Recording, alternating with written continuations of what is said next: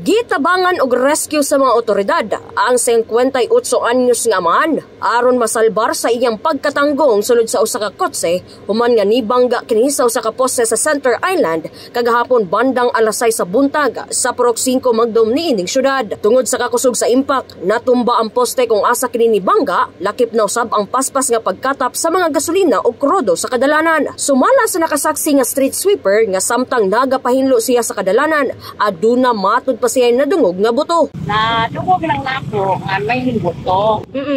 Aron pag kuana mo may bangga di ay. Kadalanan mo nga buto niyang ngiti, just magsiya sa poste.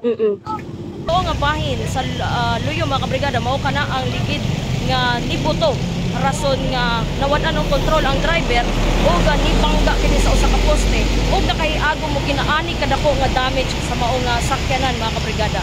Sa karon, padayon pang ginapanubayan sa mga kapulisan ang hinungdan sa maong panghitabo. In the heart of changing lives, kini si Brigada Jazzy Malulion, Brigada News.